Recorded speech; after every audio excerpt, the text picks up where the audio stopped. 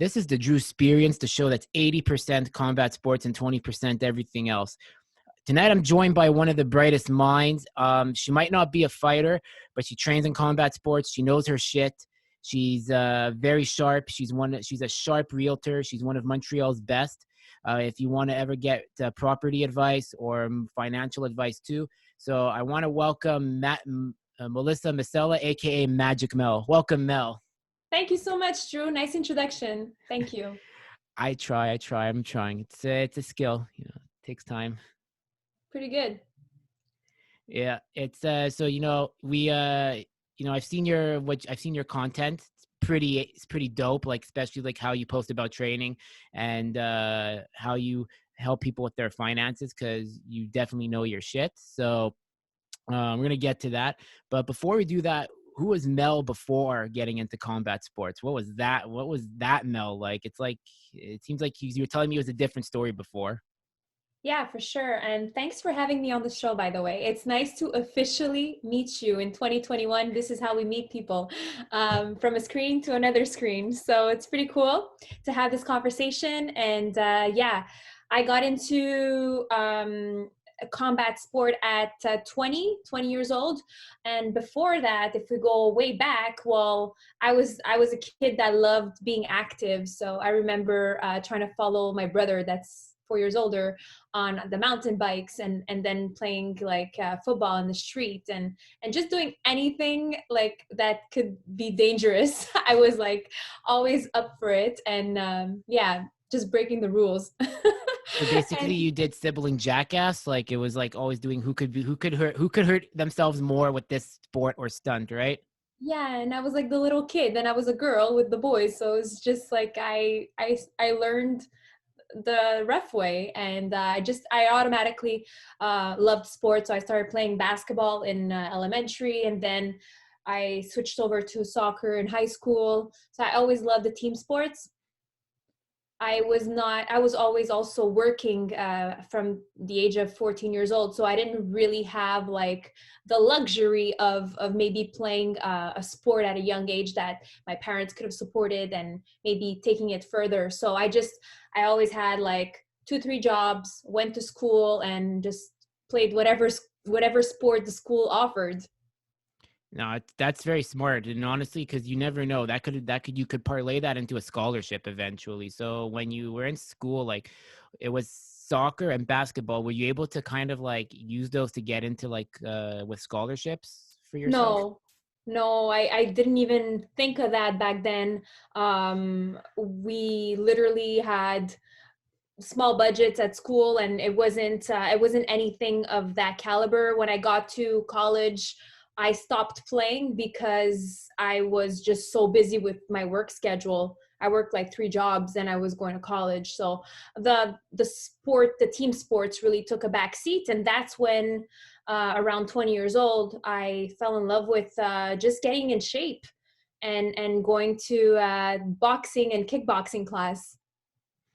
And where was that boxing class? Like, was it DiBella, or was it like Oh another? gosh, DeBella, no, but I later on I discovered DeBella, which is the same nationality, and it was in my city. It was really close to where we grew up. So the first kickboxing school I went to was in the East End in RDP. Okay. And this guy was Tunisian, and he was really a difficult and demanding teacher. And then I moved over to Ali Nestor School. You probably heard of him. He's also in the East End. And then around 22, I started training with Daryl Hennigan, which was a Taekwondo champion, North American champion. So I started doing boxing and kicking like a Taekwondo around that time. And then I discovered the Sherbatov brothers, where I joined the actual gym. And that's it. Then I went to the Grants, did some boxing at the Grant brothers. And then I ended up at Tristar and started MMA. That's impressive. And let's take it back to the Sherbatovs. I have a crazy story for you. So you know how Eli was a hockey player, right? Yes, he's my So coach. my cousin played him when Israel played Canada back in 2007. And he said like he's like, well, Israel had all like dusters on their team because like they don't really know hockey, but Eli was like the only one who knew how to skate and how to like pass and shoot the puck, and he scored both of Israel's goals. And is he still playing, or is he? He is. Yeah, he's in the KHL. Russian gas. Yeah. Yeah. Oh, every time he comes down to Montreal in the summer, I like hunt him down. I'm like, Ellie, you need to train me this summer, and he makes me do a lot of like hockey circuits and like speed and agility moves and all that stuff. And I just love it because it makes me improve in a lot of different areas that I could apply in the fighting. No, it's very true. They're a very good gym. I mean, there's Yoni, there's Boris. I mean, Yoni tried out for Ultimate Fighter from what I remember. Yes. He's fought in TKO. I don't know much about Boris other than he's the oldest brother, and I know the mom Elena is a power skating coach. Yes, she's awesome. What a badass woman that is in the West Island. She teaches kids and she's a great coach. And you look at parents like that and you're like, no kidding, these kids are super athletic and they have such a respect and love for what they do, and it shines through. I respect that a lot. No, it really does. They've done really well for themselves, especially for mixed martial arts in Laval. Like I want a hoodie from them. Like they have like I want a black hoodie from Sherbatov MMA. Yeah. It's really good. But what are the other brothers doing now? Are they just building working in the gym, or? Yeah, well, I mean, so Yoni has 3 kids, and that's definitely keeping him busy. And he's definitely he's the head trainer at Sherbatov, and he brings in a lot of his specialties. And he's also a nutritionist now, certified. So I mean, he's exploring that a lot more. And Boris has been the entrepreneur, the one who runs the show there, and he's the boss. But he's a comedian on his own. Like he's awesome. And I never understood why that guy never fought, because his kicks and his speed, whew, that scares everybody in the gym. He's honestly a really badass. Like Boris, I wouldn't want to mess with him.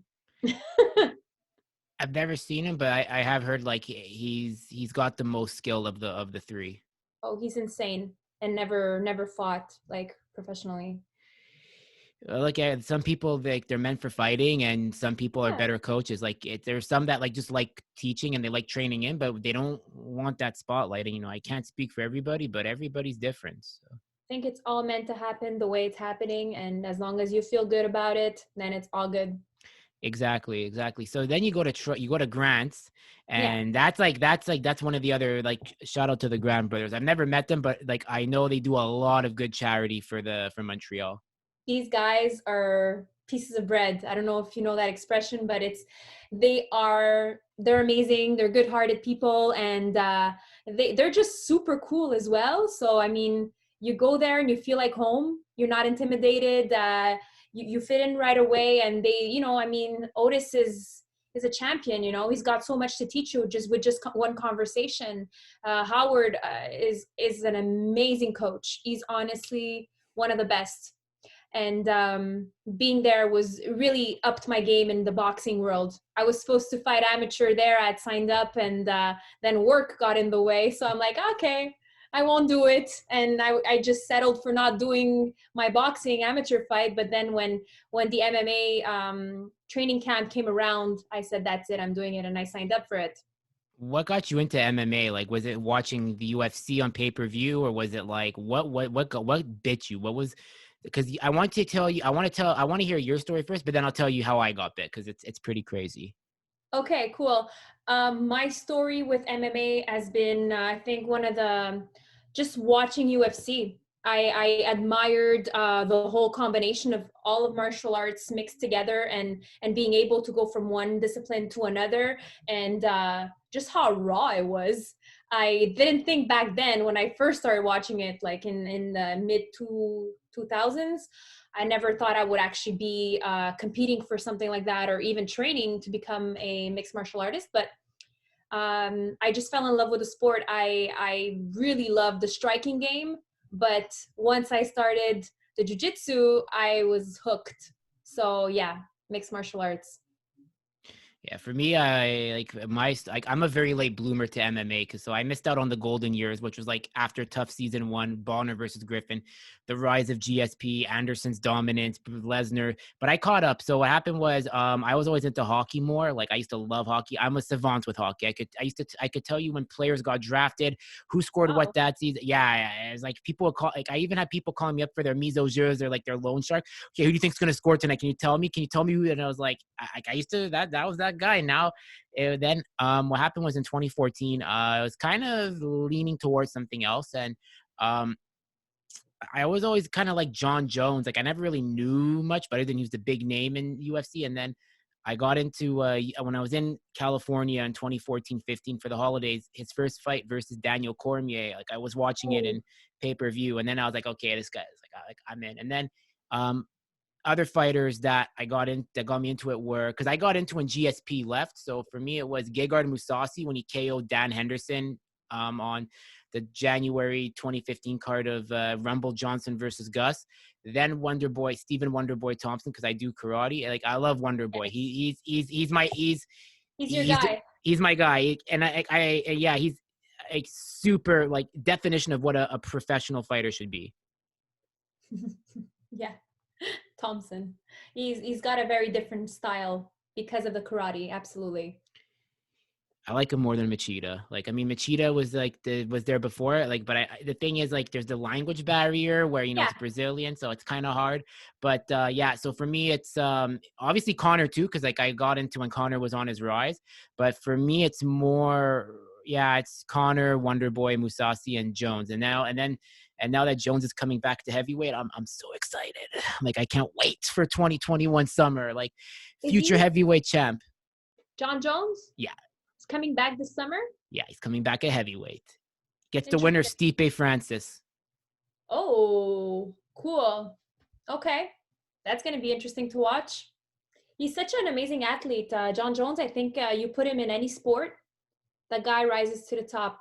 He's just built that way. There's no question about it. It's the IQ as well. Like if you remember, like when he before, like if we take away like all the stuff that happened outside of the octagon, like I don't really go into Yeah. that because like I don't. I'm not saying I condone it, but I like watching what he does in the octagon. He is like he's good at what he does. But when he was dummying the light heavyweight division from when he won the belt at 2011 till Daniel Cormier, the first fight, he was fighting guys at their own game and making them look average, which no one ever does. Like Mhm. George kind of did that too, but Yeah. Yeah. it's that's why we had a lucky. I mean, who like do you remember the time when we had a UFC 100 and it was like the big Centennial card and it was like Lesnar versus Frank Mir, GSP versus Alves. Yes, I do remember that. That was insane. The big names, the big fights. But yeah, that was special. I think that's the most important card in UFC history. Like aside from UFC 40 and some other cards like the Connor's cards, that Yeah. 100 is super. It's important for the history because like it was the centennial and they stacked it. And look at all the names that are on there. You had George, George, Mir, Lesnar, John Jones fought on there, Bisping, Hendo, and Oh wow, eh, Bisping too. That's he got interesting. KO'd by Hendo. Oh wow, I don't remember all that. You're good. I don't remember all the fights. It's been way too long. I just know that I started watching UFC and my guy was Chuck Liddell, the Iceman. I Get was out. yeah, like for me, it was just the way he went in, his attitude. I was just like infatuated with him. I really, really liked him. And obviously George St. Pierre, I watched his whole career from the beginning and he was from Montreal. What's there not to love and respect from a guy who has so much respect for the fighters and the way that he just his demeanor. I love that about him and I love what he represents. But then you'll take a guy like Connor, which I adore, and I watched him from the start as well, and completely different attitudes, completely different demeanor. But you got to respect what he did in the cage, and I'm just those are the few that I can name. I can also speak about the women, which is a fight that's coming up soon. Amanda's fighting soon. So I'm excited to watch her in March. And my favorite fighter is Valentina Shevchenko. Yeah, we're best friends already. Yeah, like, but it's a little weird because I look at her and I'm like, okay, Mel, if you were a fighter, that's exactly who you would be. Same size, same weight. We love dancing the same. It's like I look at her and I'm like, okay, so that's cool to know that there's someone else in the world that's as crazy, goes gun shooting, loves to dance, can be like pretty, and can be also a badass. And I'm just like, I love this girl. She reminds me of like what I could have done or maybe will do one day in another life. So it's cool. She's also what I call female GSP because she has that traditional martial arts background and she has that same mindset. She is the female GSP. People hate it when I say that, but I need to say it. Valentina Shevchenko is the female GSP. She dominates her division. She's got that Taekwondo, kickboxing background Muay first, Thai. Muay Thai with judo, wrestling, and She's it's like incredible. GSP.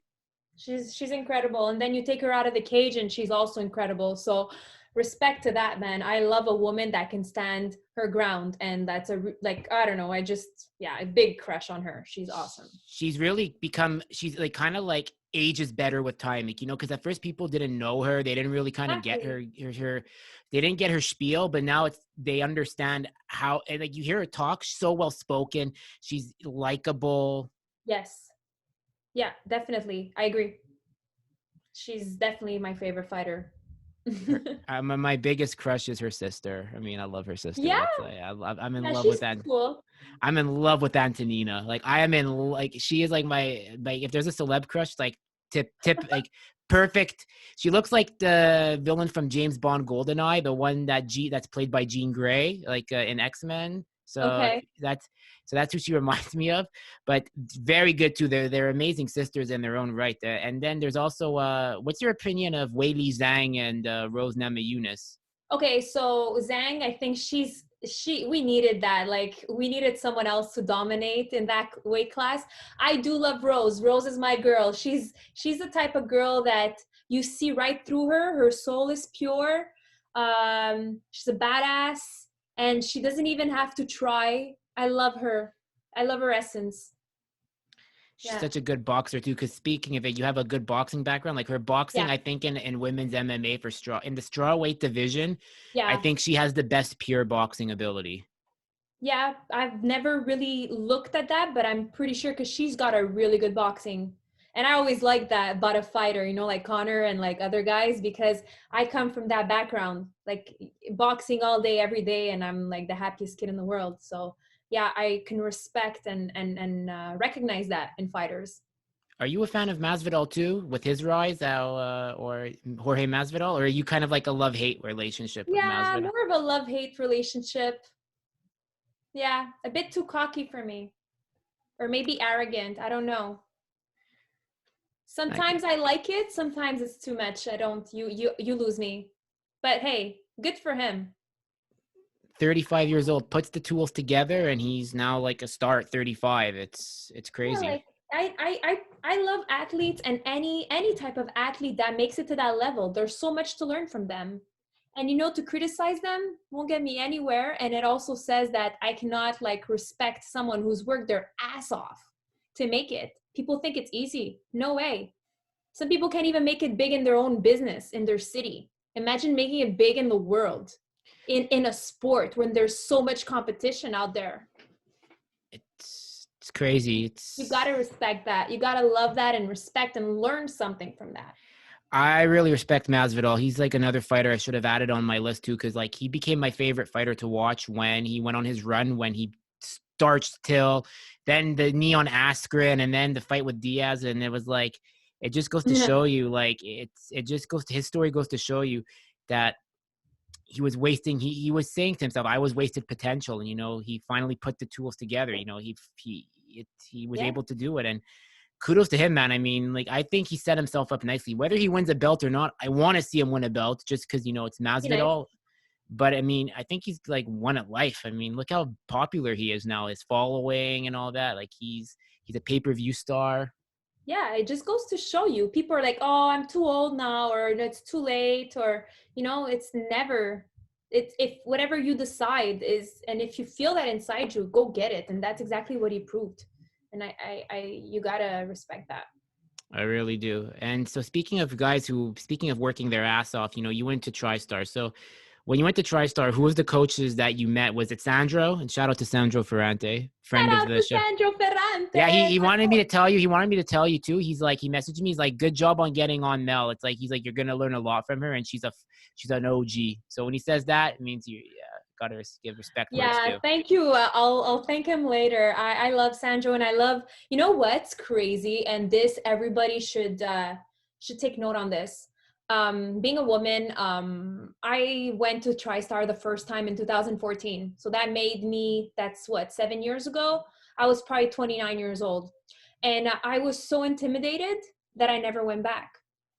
I was like, no, I can't. And I had this craving inside me to be there and to train with whoever was there. And anyways, I never went back. And I played I don't know, I maybe downplayed myself. And when I finally went back, cause I had a purpose, I had the training camp to do for 20 weeks, man, I made it my home. Like you just got to have the courage to go and to keep going, and it becomes like your home anywhere. Don't be intimidated, like I think that it could be intimidating because there's a lot of stars that come out of that place, and there's a lot of great fighters, but they're humble, and if you show that you're really there for the right reasons, man, people will love you. So I have Jeremy Rubin is my top coach for the program, which he's become my business partner now. I freaking adore him.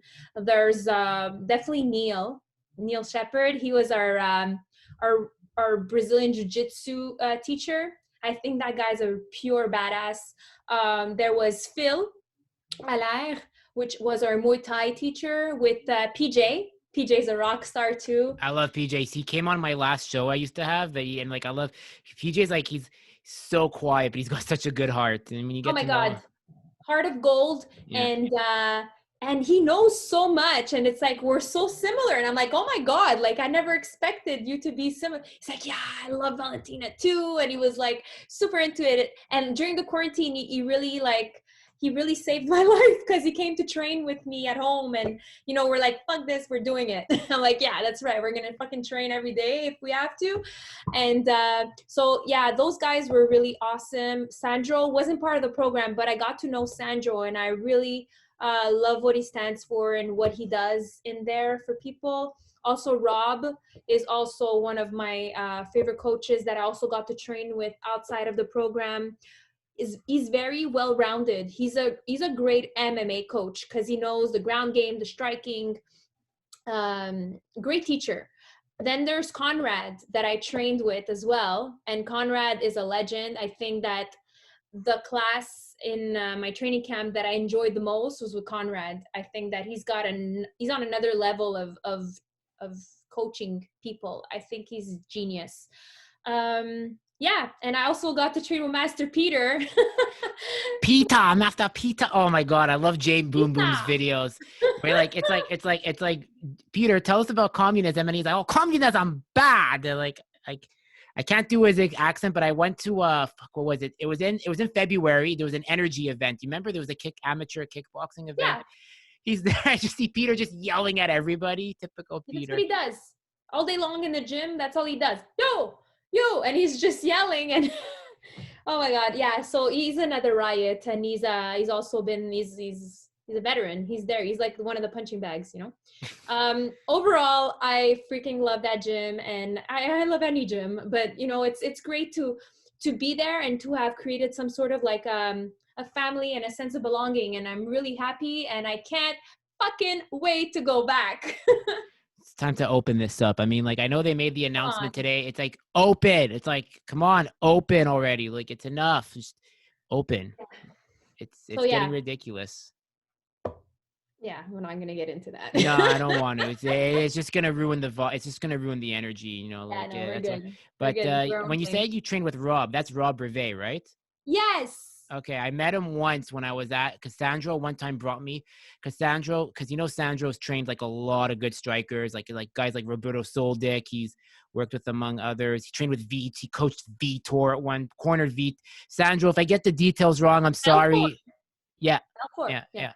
So like Sandro's like, hey, you know what? Come by, but he's like, just know the rules when you come to Tristar, like just play it cool. If you're with me, they'll let you. So I come by and I meet Rob, and like I was picking Rob's brain for like 5 minutes, and like guy, yeah, he knows his stuff. He's really good with the amateurs. Like he really understands. The one thing I have to say about Rob in my 5-minute conversation I had, the guy knows the amateur game. And I think that's what makes him probably I think that's what makes him a good coach. Cause the one thing he told me, he's like, a lot of guys come in, they want the fame and the glory right away, but they don't want to go the amateur route. They all want to be a pro right away. And he's like, if you're going to come into the sport, you have to take your licks in the amateur game. Yeah, it's a great point. Yeah, they're all overall super special and amazing in their own way. I'm forever grateful that I stepped into that gym and that I got all these amazing trainers as friends right now. There was also, you guys had Johnny Walker at one point come in. Yeah, he was there last year when we were training. I trained with him in the same ring sometimes, and he's Huge. He's a show on his own. Super nice. Oh my god! Like I was picking his brain after, like when he was in TriStar. Super cool. Like approachable.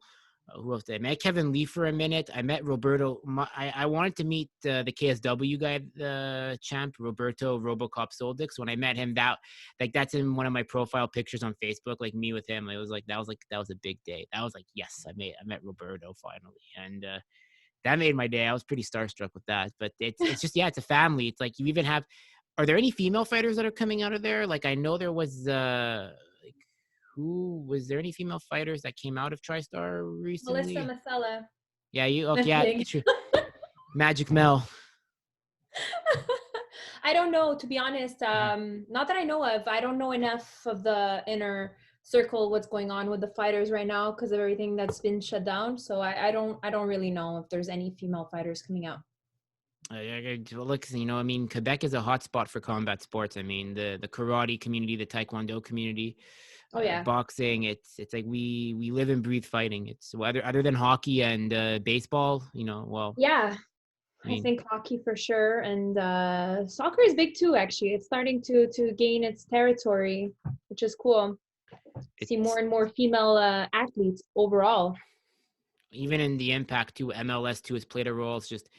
I mean, look, the impact. I don't follow MLS. I mean, I don't have the bandwidth to follow all this. Like it's too many. Yeah, like I only follow fighting and hockey. That's about it. And even hockey, like, because I do fantasy hockey. Yeah. So it's so addictive. Like, oh my god. Like, it's like I do this podcast, and then some days it's like I have to check my lineup, and I'm like I forgot to, like, I'm not doing this. Like, I'm only doing this. This is like my face I make when like I realize I forgot to make my lineup or I forgot to add a player, and then I hear about it the next day. And then I probably, that's just the way it is. But I like fighting more. It's just easier to follow in a sense because like your favorite fighter fights once a year, basically. So there you go. Oh, speaking of fighter, like if we go back to boxing, one guy I'm really, really excited to see him back is Vasily Lomachenko, because I obviously was heartbroken after his last fight. And I love this person. I don't know him personally. I wish I did. But I just love everything he stands for. I love the father. I love the team. I've listened to so many videos of this athlete, and I think he's such an amazing he's an amazing model to look at in terms of like what to do, what not to do, and how to be. And I just can't wait to watch him again. Like I hope he comes back ASAP to the ring. I want to see this guy fight again. I'm kind of late on boxing because I mean I got into MMA first, but I'm slowly coming over. But when it comes to my favorite boxers, it's no one from today. It's like Marvin Hagler. It's Marvin. It's Marvin Hagler. I mean, I'll send you the documentary after, but like just like it's not like a doc. It's like a YouTube content creator made this documentary, and it's so well done. It's like this. Like it makes you like want to just go out and train, and that's my favorite because of the discipline he had, where like he's training in the snow, or like it just makes you want to get out of your house, and like he yells like war. It's like that's yeah, I love it. Or Mike Tyson. Well, you know what? I like Mike Tyson, but I liked him in the early days, not when he was like with Don King and biting people's ears, and then shit like that, definitely not, but I mean he's a hell of a fighter. You'll always be remembered, and that's super cool. I I was I was a huge fan of Arturo Gatti. Obviously, he's my relative, so I used to support him. My whole family would support him. So I remember being a kid and watching his fights, and I just loved his style. It wasn't very practical for him, but it was very enjoyable to watch. And I love that kind of fighter that that doesn't keep it clean and that goes in there and just Like Chuck Liddell. yeah, that's my style. Same here. That's how I fight. Like my last tournament, yeah. Yeah. For me, my style when I fight, because when I do compete, it's like someone asked me like, "What's your style of fighter?" It's like a mix of Robbie Lawler with Chuck Liddell and Nick Diaz. It's Yeah, let's not even get started with the Diaz brothers. Because if I want to laugh, Drew, you know what I do? I YouTube Nate Diaz, his interviews, just laugh my ass off. he's the worst interviewer ever. Like it's the No, best. I die of laugh. You don't even understand what he's saying, but I'm not surprised, motherfuckers. I'm not surprised, motherfuckers. No, you want to hear a funny story about Nick Diaz? Okay, so you think Nate Diaz is crazy? Nick Diaz got into a fight in a hospital with the guy he won a fight against after a UFC, and he goes on radio to talk about it. Like he fought a guy named Joe Riggs at UFC 56 or 57. So after at one point, I don't know who won, but they're in the same hospital. So then apparently Diaz goes over to Riggs and they start beating each other up in the hospital. The nurse is losing it, and then the security can't even contain them. Nate got involved with the fight, and Nick Diaz is like on the radio, just like, you know how Nick is, like doesn't string a clear sentence together. The one thing you understand is like, it's like, I made a lot of money. I don't understand how to buy a house. I just understand how to fight. It's the Stockton way of life. Hilarious. Yeah. Which brings us to the next topic. It does. Oh, before we get there, how crazy was it? UFC 244, Nate Diaz walks out with Nick Diaz at MSG. How iconic was that? Yeah, that was beautiful. That was like for my 28th birthday. Like I went because like on November 2nd, one of the best birthdays ever. Like the restaurant was going crazy. Like Casual Sport was going nuts. Like when Diaz comes on the screen, like you have like one side is yelling what, and then one side's yelling out Stockton. Stockton, like everyone who listens to this interview or watches it, please do yourself a favor. Watch Robbie Lawler versus Nick Diaz, and you'll understand where Stockton comes from. Gold. I love it. Good moments. Iconic. It's a cultural iconic moment in the sport. So yes, we do have to, there's another talk I want to talk to you about, because not only are you into combat sports and a martial artist, but mixed martial artist, I stand corrected, but you're also a realtor. So you know a lot about money management and property. So what got you into that?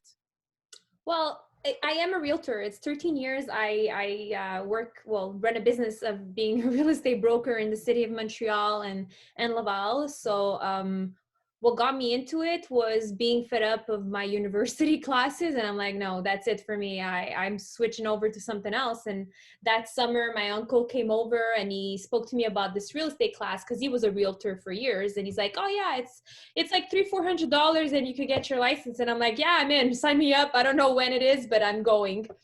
In 3 months, I fell in love with the classes. Like I really always enjoyed architecture and I was always very good in math. So I combined both and I'm like, I think I could do this. And I remember being 21 at the time, 22. And I did my class, I got my license. And by 23, I was actively working. And I started off slowly because back then I also had another job. I was a personal trainer in a gym and I was a waitress in a restaurant for breakfast. So I would wake up like at 5 a.m., do my morning shift at the restaurant, work as a realtor in the day. And then at night, I personal train clients in my basement. Yeah, but think of all the clients you're gaining, not from personal training, but for realtor. Like when they ask, what do you do other than this? And you just tell them. Yeah, for sure. I do. I do. And I mean, I've gained a lot of knowledge and experience throughout the years. And being a realtor doesn't necessarily mean that you're good in finances and that you're good at managing your money, because it's really not the case. A lot of it, you need to be really responsible as a realtor, because obviously you're not getting paid every week or every 2 weeks.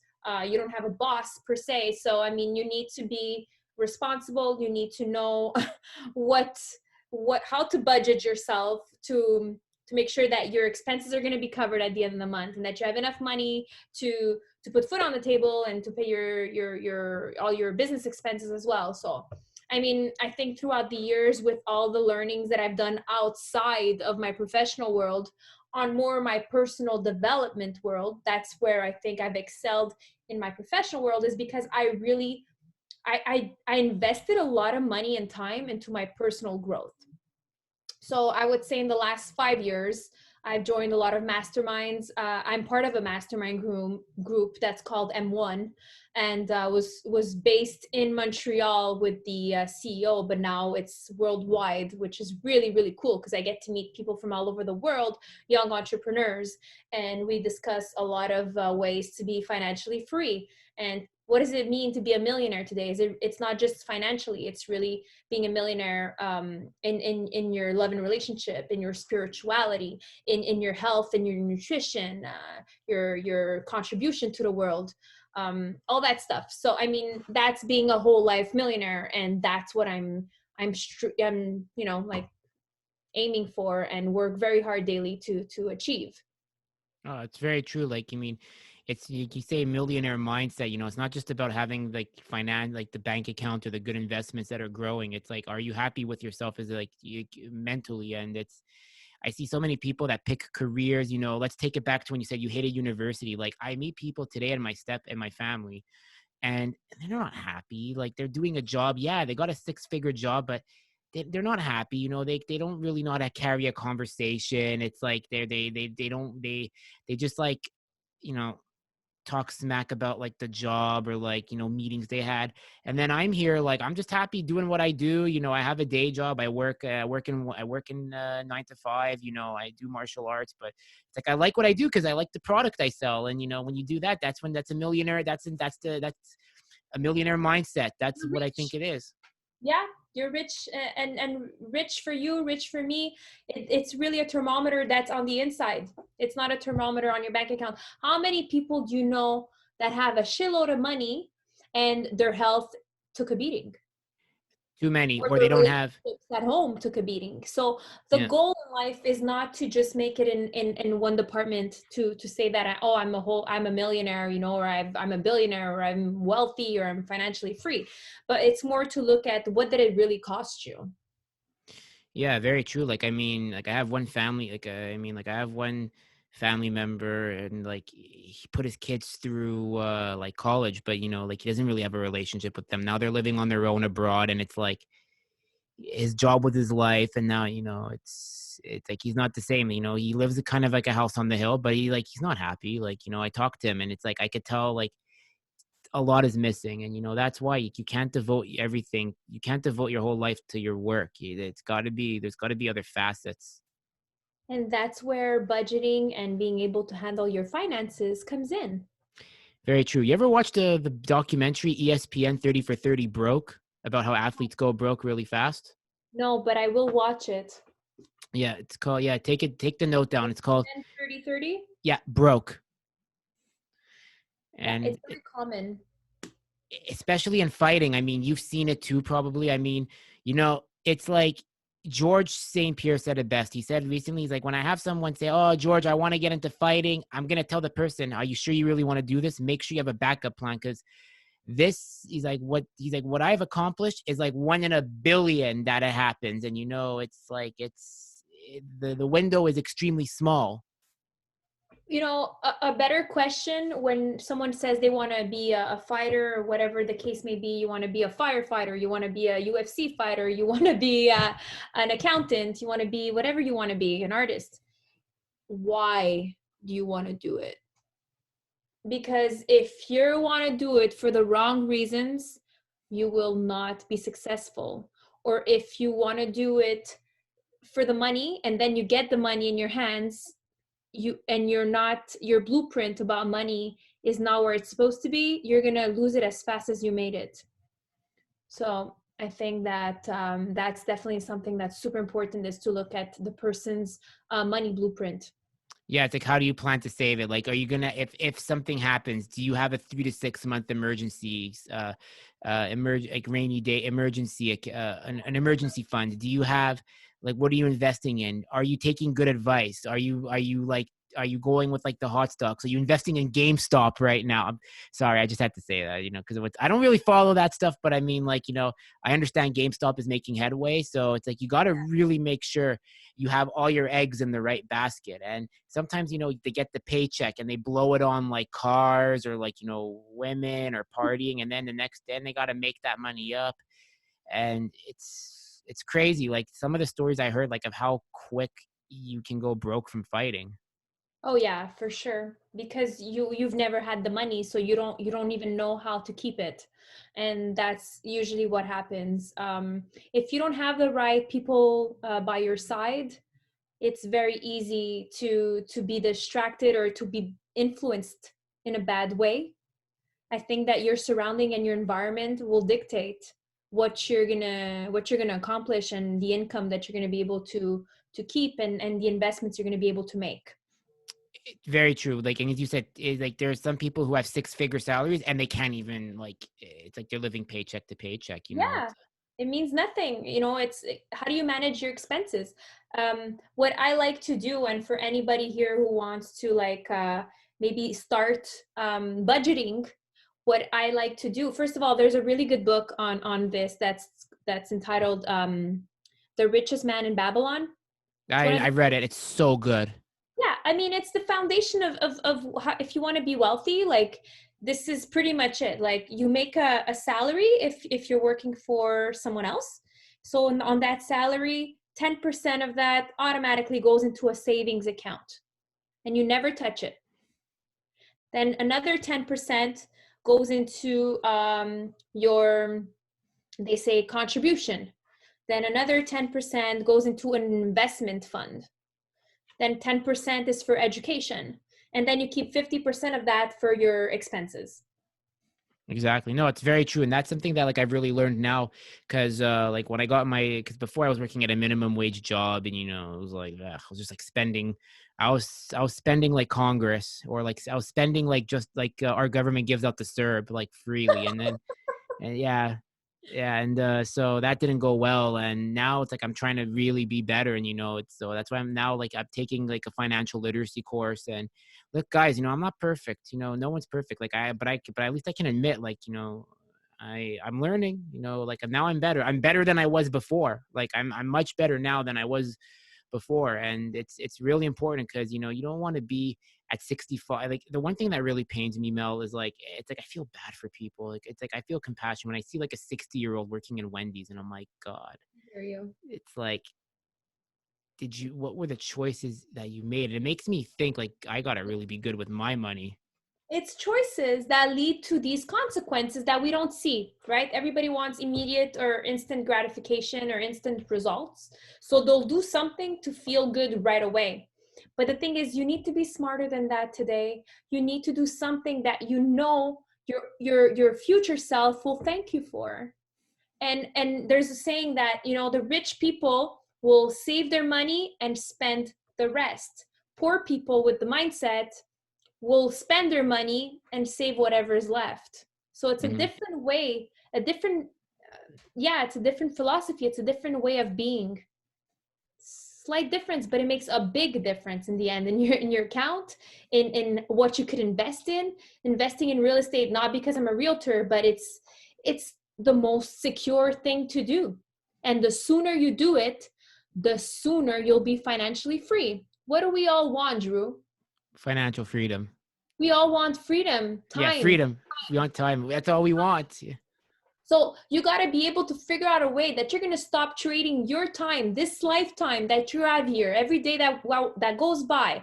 You want to stop trading your time for money. You just want your money to work for you so that you can eventually do whatever you want with your money. Spend more time with your family, take a day off, fly to a different destination if you'd like to. Create a whole new business that you love, and you don't even care if you make $1, if you make $10,000 a day. Like, Donate to your favorite charity for tax breaks and just because you want to give because you don't know what to do with that money. Giving like no one else. yeah. That's why. So that's what I do. Like, I mean, for example, like one story I'll give you is when I have a parajumper jacket. Okay. And I always wanted a parajumper, but I played it smart because, I see what a majority do. They're going to buy it on the credit card and not worry about the interest after. So what I did was I put the money aside. This is a lesson for everybody it's not a bad lesson, but it's a good lesson. Look, you got it. You said discipline, the gratification. I said, okay, I'm going to put a portion of like a bit every time aside. And when the time came, what I did was I used my credit card, but I had the money in a separate account and I pay it off right away to avoid interest. So that's how you scam the system. There you go. Good job. And Takes I this. plan, and I plan to keep that jacket for 10 years. I'm not one of those that's going to say because look, for me, like I had a Canada Goose for like 9 years. Okay. I took care of it. And I wanted a power jumper. So that's why, you just gotta the discipline and, you gotta put the gratification aside. You can't have everything at once. Yeah, you can. And I love the 10-year thing about your jacket, your Canada Goose, because, one of my best friends, his name is Roy, and it's ROI. It's return on investment. Yep. So everything I do, whether it's where I spend my time or what I'm buying, I want to make sure that that's the best use of my money. What's the return on investment on the time I'm spending here? Or if I'm buying this? And you know what? Sometimes there's no return on investment, but as the return on investment is emotional and it makes me feel like I've done something really good. So I'll take that. But most of the time it's got to make sense for me, because money for me equals freedom. Very true. Like for example, like I have here, like, okay, so I don't really buy new iPhones. I have an iPhone 8 Plus, and I'm planning to keep this for another 3 years until it finally dies out and they say you can't use it anymore. Okay, so I don't want. Fuck the iPhone 12. And their Fuck it. lineups. Yeah, I don't understand that. And then, people like are they protesting? Like, remember, like there's the student protest, like, oh, I don't have money for tuition. But I saw you in line for that new iPhone and MacBook. But where's that Kermit the Frog meme with the coffee? But that ain't my business. Or like I saw you in line for like the new Yeezys or the new whatever, the new Airs, but you're complaining you don't have money. Yeah, but that ain't my business. I mean, like I understand, everyone has their collections and whatnot, but I rather look broke and be rich than look rich Yes. and be broke. Yeah. And it's what we look at when we look around us. Most of us, we see the opposite. You know what I like to do sometimes? This is like so bad though. I'm such an asshole for this. Sometimes I look at people who have like designer stuff and I like to like put like a price tag, like how much did this cost? How much did that cost? Like, and I just like imagine the label on them and it's like, how much debt do they have on that? And like, some people might message me after this and be like, I work hard. I know you work hard, but do you want to be friends with Roy? How's Roy doing? Are you giving Roy the proper treatment? Are you happy with where you are? Are you happy with your life? Some people might be, but I mean, yeah, it's. I have two best friends. I lied. That I have Roy and I have Jim. What's Jim? The gym. Oh, okay, I see. That's a good pun. That's a good pun. Hey, you want to know what's funny? Okay, this is crazy. So right now I'm sending like I got TikTok finally, but only for one person. I don't have an account. I don't do these stupid dances like Stuart does on Mad TV where he goes, look what I can do. And he just starts doing this. That's what I see on TikTok. I see Mad TV Stuart. And so I got this guy called Afro Waizu. He's like this guy that does the Jean-Baptiste impressions of like stereotypical Quebecois. I learned fuck is seal, like in French, and that can be used as a pun. Now that yes. That's just like, yeah, I have to send you the video. It's hilarious. So shout out to Afro Waizu. Like your content on Instagram is fire, like for like just humor. Like he's like, because he makes a joke where it's like the hashtag is fuck you English, like as a joke. So because they asked him a question, it's like, what is something that can be offensive, but you don't mean to say it? Okay, this in English it's a seal, but in French we call it fuck. Another way of saying the word is fuck you English. That's true. I love it. That's super clever. He's the best guy. So he's the best guy for content right now. Like it's you're from the East End, right? Yeah, originally. Okay. Which part? Saint Leo, RDP, Saint Michel. Did you go to what was the high school you went to? LMAC or? No, I went to French and I went to the most ghetto school. I went to Saint X. Okay. So I had a very multicultural upbringing, Yeah, which you I love. did. No, it's good, honestly, because like it even for me, like, because I grew up in NDG, Côte St. Luc, Hampstead. Yeah. So I'm so happy. So like my mom always says to me, she's like, I wish we gave you a Jewish education. No, no, no, no. I'm thankful I had a multicultural background because the thing is, it's like when you go to like an only one school with one demographic, you can't Hmm. really think for yourself, and you have these warped views of how people are. And like when and I remember like when I came to RDP for the first time, and like, and they found out I was Jewish. So like, oh bro, you're Jewish, but where's the where's the aren't you going to what's it called? Is it aren't you doing the Shabbat? Is it called Shabbat? I'm like, yeah, it's called Shabbat. It's called Sabbath. And then they're like, what about so do you guys what's that holiday? Passover? And I have to explain what Passover is. But at the time you explain what being a Jew is to people, and everyone wants to be Jewish. It's like they want the holidays. Everyone's like, I wish I had more holidays like you. And it's Yeah. like, Yeah, it's so funny. It's a different world. but Jews and Italians are so alike. It's like we can't deny it.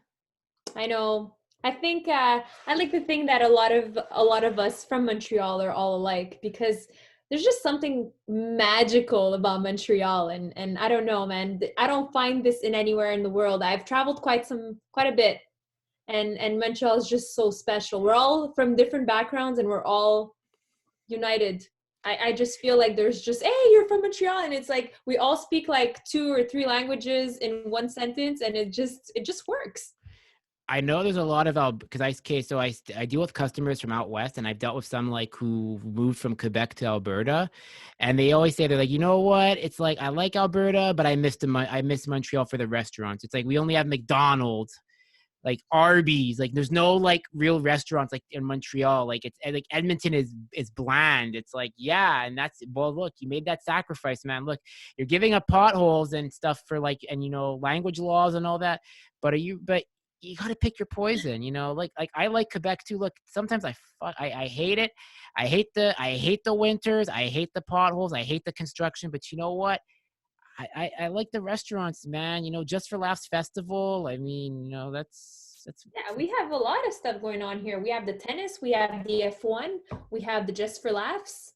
We jazz hmm? jazz festival. Yeah, also the Jazz Festival, the Just for Laughs.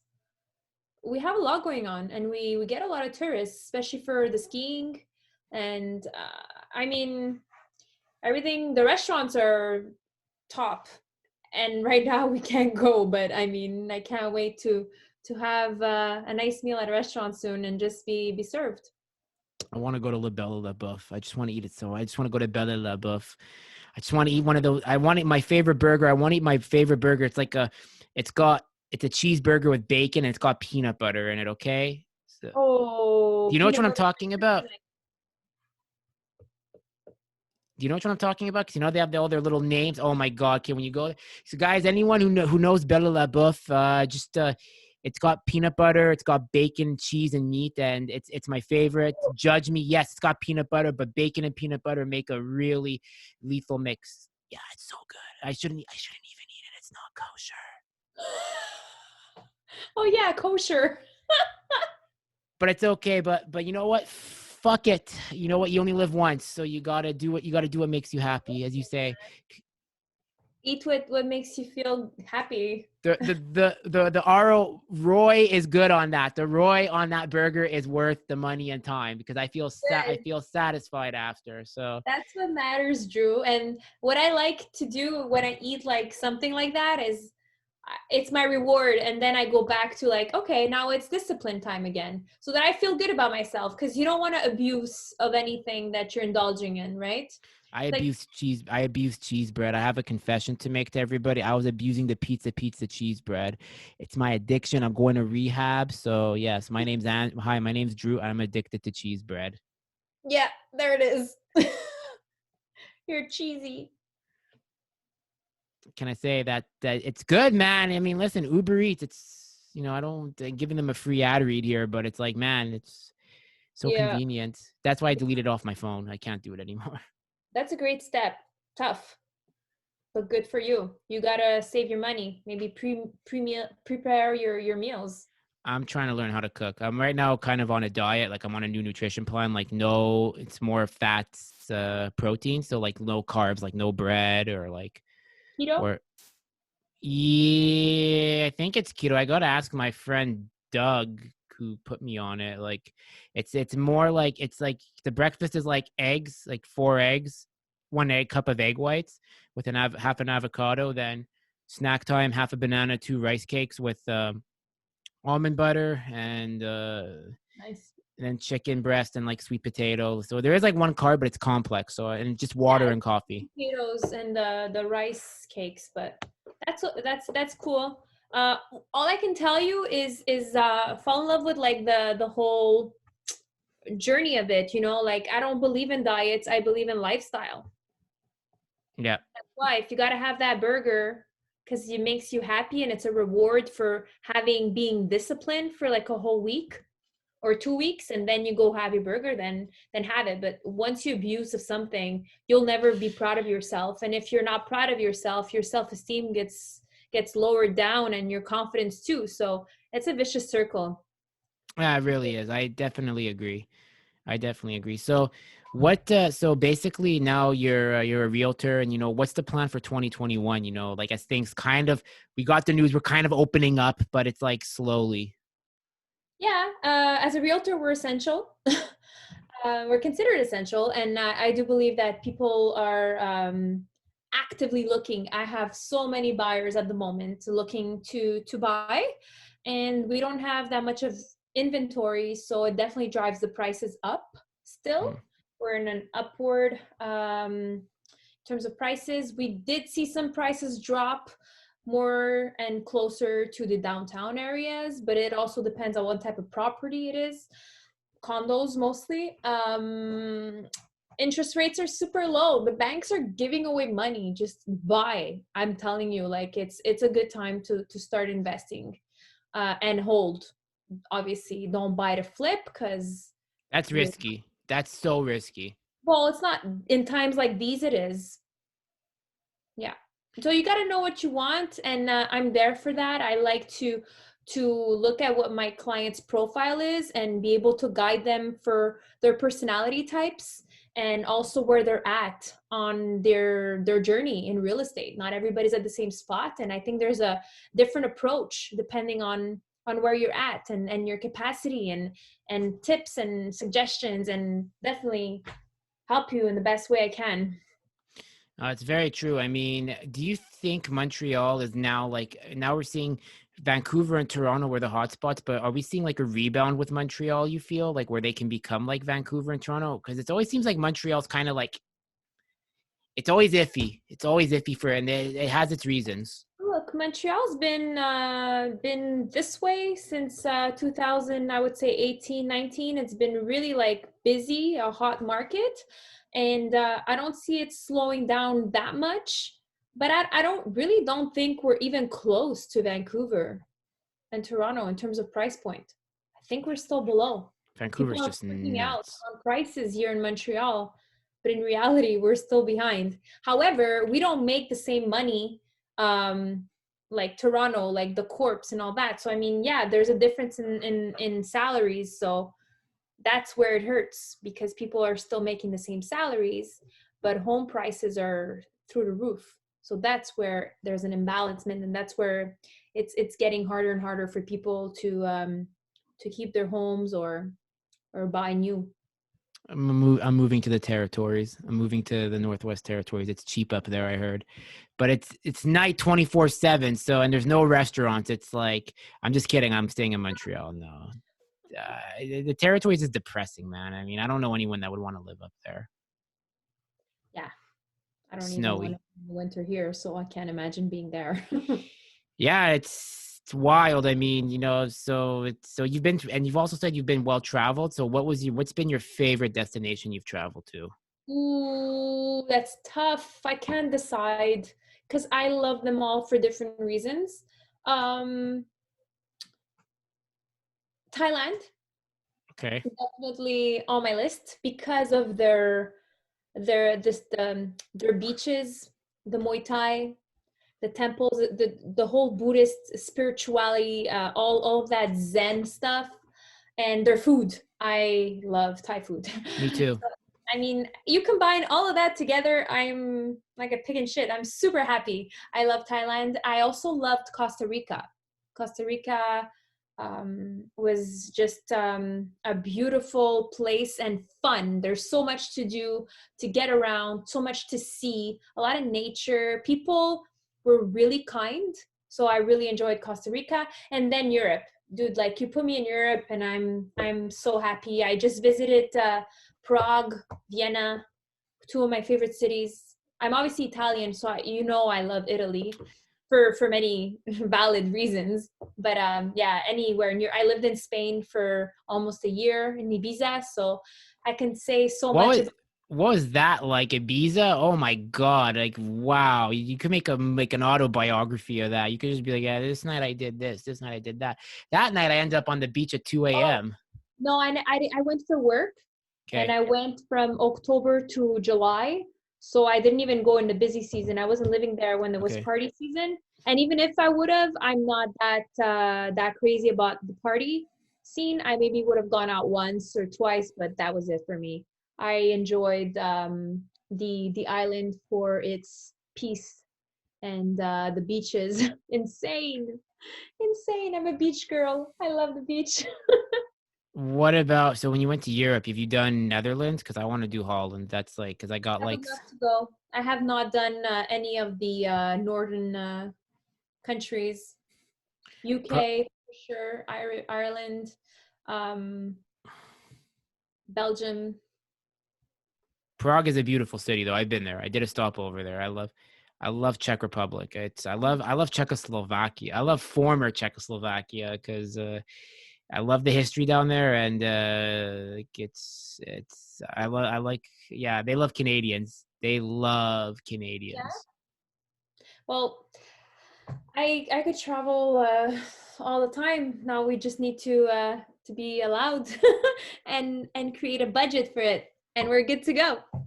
Exactly. So what's so and you know so what is one fight you're really excited for in 2021 in MMA and boxing both? Which two fights excite you the most?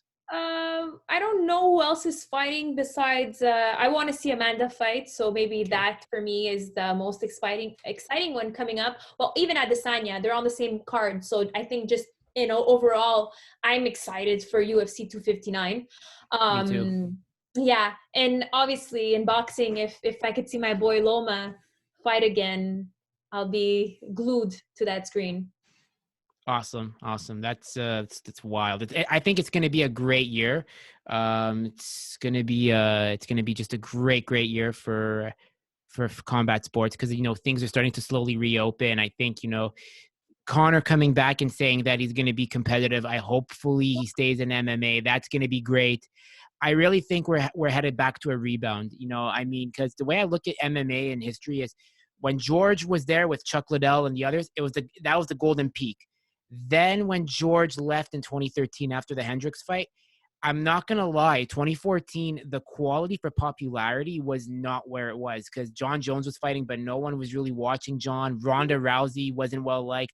Connor was only starting. So I look at it like this. 2014 was a down year. 2015 to 2017 was like 2018 was like until Connor came back to fight Habib and John Jones. So I think 2018 and 19 were the best years for MMA, especially 2019. You had the rise of Adesanya. You had John Jones fighting. You had um, Connor, Connor didn't fight in 2019. was Remember it he didn't 2018 he fought? fought into only 2018 against Habib. Oh Yeah, my but God, 20 it seems like yeah. wow, that seems like so much closer. Okay. I know it's crazy, and then I think 2019 is what I like to call, what my friend Adam from Unanimous Decision podcast calls it. He said 2019 was the anti-hero era because before we had like the good guys, everyone liked the good guys. The anti-hero era because no one's perfect. That's why I like John Jones. He's not perfect, and I like now he's dropped that I'm a Christian, Philippians or whatever it's called, or Christ, everything Christ says in power. I like that he's a bad guy. I like this bad boy side to him. It's great. Cool. We're Yeah, gonna see him in July. exactly. Hopefully. So Mel, where can people find you if they ever want to connect with you, like on social media? You can find me on Facebook at Melissa Masella. You can, I'm sure you could put my name in there so that they can see me. And also Instagram. I'm very active on my Instagram account. And you can find me at magic_Mel_. Type in Melissa Masella. The magic is there. And you can reach out to me, send me a DM. There's no problem. If you have any questions or have any comment, I'll be more than happy to receive them. Perfect. Perfect. Well, once again, I want to really thank you for coming on. I want to get more of a female presence for like martial artists on the show. Cause like to give exposure. Cause, Thank you. like there's a lot of badass women out there, man, like Ooh, badass bosses like you and others. So keep doing you, you're doing amazing. And I'm really happy we got to do this. I'm happy It's we got to connect. I really appreciate it, Drew. Thank you. anytime. So, guys, episode will be up on iTunes, YouTube, Spotify. I'm not the best at technology, but it'll be up there and all her social media handles. Follow, like, subscribe her because, like, if you need a house and property, she knows what's up. Thank you, man. No problem. No problem.